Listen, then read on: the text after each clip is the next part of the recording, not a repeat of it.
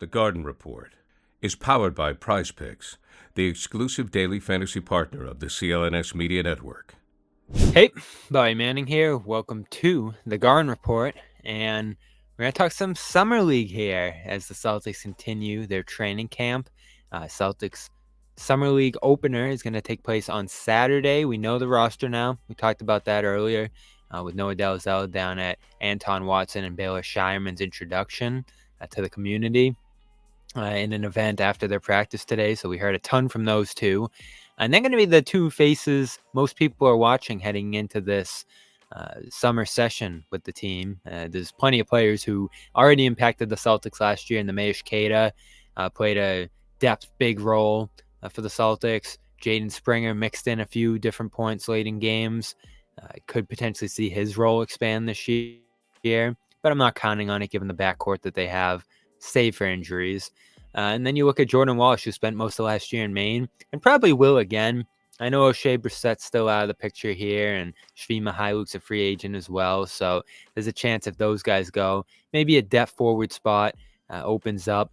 There's a chance that roster spot remains open.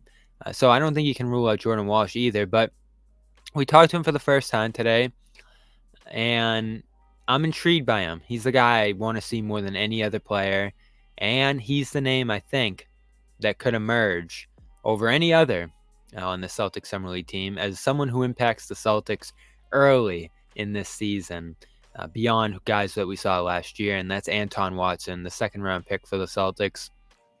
Here he is today explaining how his role could come together for the Celtics this season. You see yourself kind of fitting in the NBA in a defense and an offense, and how's kind of your conversations going with Brad about kind of what your outlook's going to be like here to work toward eventually fitting in with this team? Yeah, shooting's obviously a big piece. Kind of like that Al Horford role. You know, he's a great shooter. I think learning from him was going to be huge for me, and actually all the veterans on this team. But yeah, shooting is going to be huge, and just my defense, using that to my strengths, coming out and guarding every single game. That's going to be big for me. But yeah, shooting's going to open up my offense ability, but defense, that's where I'm strong at. So it's funny, Kevin O'Connor called him an old Al Horford, and he compares himself to him there too, unsurprisingly, right? Because his role is going to be narrow if he plays at all here. 3-point shooting and defensive switching, versatility, taking on some bigger guys at that position. Again, not center size for Watson here, but switchability across positions. And I still go back to that Sam Vecini line from his scout of Watson that he, more than any other player in college, has the best ability to guard 1 through 5, which to me, late in a draft, that's pretty amazing. You're always looking for one skill set that gets a guy on the floor, and that's something that can get him on the floor while Kristaps Porzingis is out, while Al Horford's resting.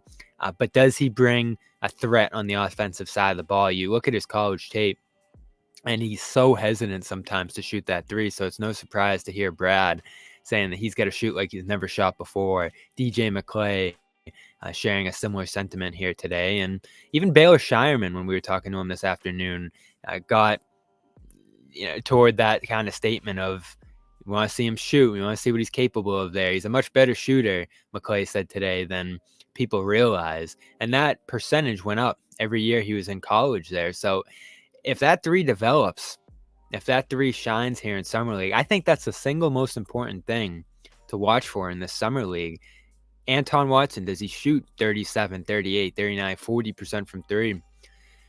It's possible because he's actually in a system here that's going to lean on him being in the wings, him spacing the floor, other guys at the point of attack taking some attention away from him. Obviously, Queta is going to be Queta and dominate inside, and that's going to draw some attention away from the 4 spot where I would imagine Watson's probably going to play. That's the other thing I'm looking for in this Summer League. Do they use Watson at the 5?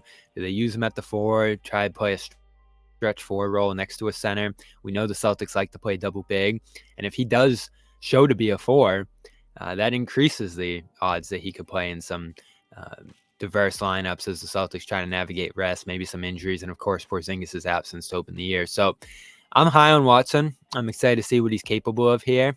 And again, that 3 is everything, and where he's going to play positionally for the Celtics this Summer League. So he, more than any other player on this Celtics Summer League team, I think would be Among the newcomers, among the guys that haven't played roles for the Celtics yet in their young careers, the guy most likely to earn a role early in the season for the Celtics if he shines this summer. Of course, he needs a deal. Drew Peterson signed to a two-way. J.D. Davison signed to a two-way. Is that third spot going to be Watson's?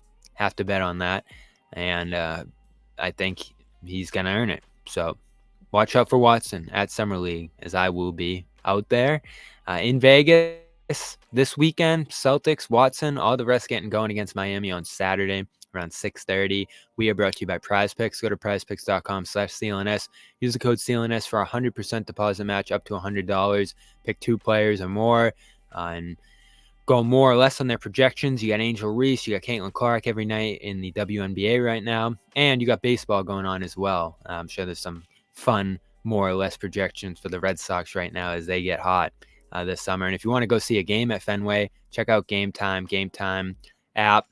Use the code CLNS and get $20 off your first purchase over there, your first ticket purchase. Terms apply. Go see where your seat is. Go use the app for great deals right up until and even after game time for baseball, concerts, and events this summer. That's Game Time, code CLNS. I'm Brian Manning. This has been the Garden Report, and we will talk to you again soon.